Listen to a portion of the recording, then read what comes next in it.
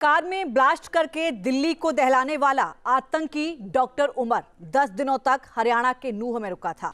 बताया जाता है कि उसने यहीं से मौत का बारूद खरीदा था। न्यूज नेशन की टीम उस जगह तक पहुंची जहां से भारी मात्रा में उर्वरक खरीदा गया था। बताया जा रहा है कि इसी उर्वरक का इस्तेमाल बारूद बनाने के लिए किया गया था।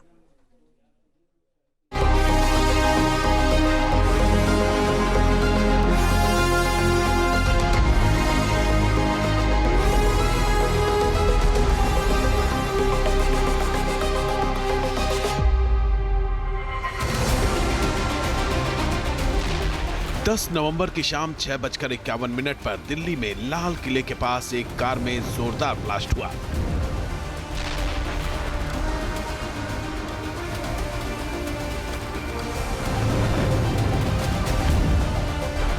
धमाका इतना तेज था कि उसकी गूंज काफी दूर तक सुनाई दी। इस धमाके में कार चला रहे डॉक्टर उमर समेत 13 लोगों की जान चली गई।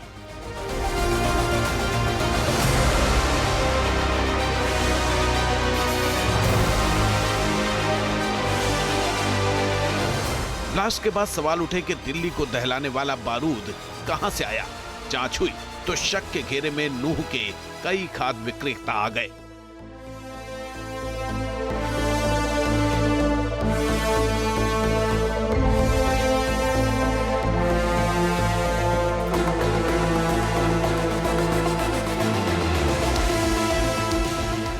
बताया जा रहा है कि दिल्ली को दहलाने वाले डॉक्टर उमर ने अपने साथियों के साथ मिलकर नूह से एनपीके उर्वरक खरीदा।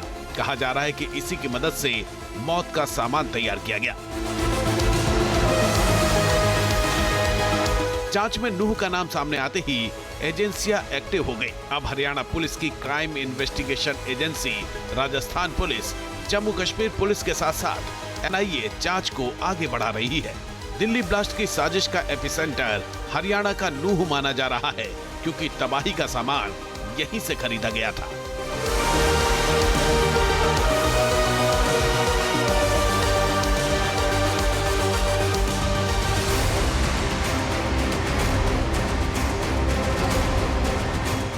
जांच आगे बढ़ी तो पता चला कि डॉक्टर मुजम्मिल और डॉक्टर उमर ने नूह जिला मुख्यालय से करीब 40 किलोमीटर दूर से एनपीके खरीदा था। जिस दुकान से उर्वरक खरीदा गया था उसका डीलर दिनेश अग्रवाल उर्फ डब्बू अब एनआईए की हिरासत में है। उसकी दुकान पर ताला लटका हुआ है। अपने इन्वेस्टिगेशन में न्यूज नेशन की टीम पुन्हाना आ गई है। दरअसल ये भी नूह की ही एक तहसील है और इसी तहसील से कथित तौर पर डॉक्टर उमर और डॉक्टर मुजम्मिल ने उस उर्वरक को खरीदा था, एनपीके को खरीदा था, जिसे रिफाइन करके अल-फलाह यूनिवर्सिटी के अंदर अमोनियम नाइट्रेट बनाया गया। एनपीके जो उर्वरक के तौर पर इस्तेमाल होता है, फर्टिलाइज़र के तौर पे इस्तेमाल होता है, जिसमें नाइट्रेट भी होता है, पोटेशियम भी होता है, और उसका इस्तेमाल करके किस तरीके से विस्फोटक बनाया जा सकता है उसकी बड़े पैमाने पर खरीद करनी थी। 20 अगर बात की जाए तो 20 क्विंटल अमोनियम नाइट्रेट बनाने की कोशिश थी, उसके लिए उर्वरक को खरीदना था। और यहीं पर ही दिनेश अग्रवाल की ये दुकान थी और यहीं पर ही जो किसानों के लिए फर्टिलाइज़र थे वो खरीदे जाने थे। लेकिन जब से गिरफ्तारी हुई है डब्बू उर्फ दिनेश, और डब्बू की गिरफ्तारी के बाद इस दुकान पर इसी तरीके से ताला लगा हुआ है और ये दुकान बीते 2-3 दिन से बंद है। तो अगर सिर्फ नूह जिले की बात करें तो 3 डॉक्टर, एक इमाम और एक व्यापारी, और वो व्यापारी फर्टिलाइज़र के दिनेश उर्फ डब्बू की गिरफ्तारी हो चुकी है। बताया जा रहा है कि आतंकियों ने खाद्य दुकानों से खरीदे गए एनपीके को कच्चे माल के रूप में इस्तेमाल किया और अमोनियम नाइट्रेट तैयार किया। सूत्रों के मुताबिक आरोपियों ने मेडिकल छात्रों के प्रयोग से संबंधित काम करने के लिए एनपीके की मांग की थी। उन्होंने बड़ी मात्रा में एनपीके खरीदने के लिए कोई भी कीमत चुकाने का भरोसा दिया था। दुकानदार ने उनसे एनपीके की एवज में 2 गुनी रकम की मांग की थी। आरोपी राजी हो गए और एडवांस पैसे देकर उर्वरक बुक कर लिया। बताया जा रहा है कि दिनेश अग्रवाल के पास इतनी बड़ी मात्रा में एनपीके बेचने की परमिशन नहीं थी, लेकिन 2 गुने पैसे मिलने के लालच में वो तैयार हो गया। दिनेश अग्रवाल को हिरासत में लेने के बाद जांच एजेंसियां उससे पूछताछ कर रही हैं। इस बात की पड़ताल की जा रही है कि बड़ी मात्रा में उर्वरक खरीदने कौन कौन आया था। जिले की पुलिस लगातार ऐसे फर्टिलाइजर डीलर के रिकॉर्ड खंगाल रही है जिन्होंने बीते कुछ महीनों में बड़ी मात्रा में उर्वरक बेचा है। क्राइम इन्वेस्टिगेशन एजेंसी यानी नू CIA के 3 तरह के टारगेट हैं जो दिल्ली ब्लास्ट से लेकर के आतंकी टेरर मॉड्यूल डॉक्टर मॉड्यूल तक निगाह रखे हुए हैं। पहला टारगेट है फर्टिलाइजर, उर्वरक की बड़ी बड़ी होलसेल डीलर, बड़ी बड़ी दुकानें जिनसे NPK खरीदा गया होगा या और भी जगह से खरीदे जाने की कोशिश की गई होगी, जिसके आधार पर ही अमोनियम नाइट्रेट तैयार किया गया। उन फर्टिलाइजर की दुकानों को निगाह में रखना, जिसके ऊपर अभी तक एक गिरफ्तारी यानी दिनेश अग्रवाल की गिरफ्तारी हो चुकी है। दूसरा टारगेट, क्या ऐसे लोग भी थे जो वाकई ब्रेन वॉश करने की कोशिश कर रहे थे?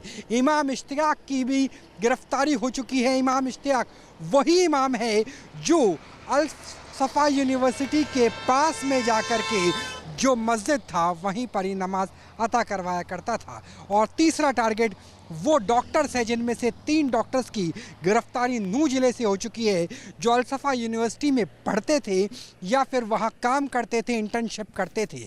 तो नू 3 एंगल से जुड़ता हुआ नज़र आ रहा है और यही वजह है कि नू पुलिस के साथ साथ राजस्थान पुलिस भी पूरी तरीके से NIA के संपर्क में है, ताकि ना सिर्फ NPK फर्टिलाइजर बल्कि राजस्थान में जिस तरीके से माइनिंग की जाती है उसमें जिलेटिन की छड़ों से लेकर RDX का इस्तेमाल होता है, उसकी भी सेल और परचेज के ऊपर पूरी निगाह रखी जाए। ना सिर्फ हालिया समय में बल्कि पुराने समय के रिकॉर्ड्स को भी खंगाला जा रहा है नू पुलिस, फरीदाबाद पुलिस और राजस्थान पुलिस की तरफ से। जांच एजेंसियों ने 2900 किलो विस्फोटक मिलने के मामले में नू से ही इमाम इश्तियाक को भी गिरफ्तार किया है। इश्तियाक 20 साल से अल फलाह यूनिवर्सिटी कैंपस से सटी मस्जिद में इमाम था। सूत्रों के मुताबिक पुलवामा से लौटे डॉक्टर मुजम्मिल शकील ने इमाम के घर पर ही रात बिताई थी। मुजम्मिल ने ही इमाम के फतेहपुर तगा में मौजूद घर पर विस्फोटक रखवाया था। बताया जा रहा है कि मुजम्मिल ने खाद की बोरियां बताकर विस्फोटक स्टोर किया हुआ था।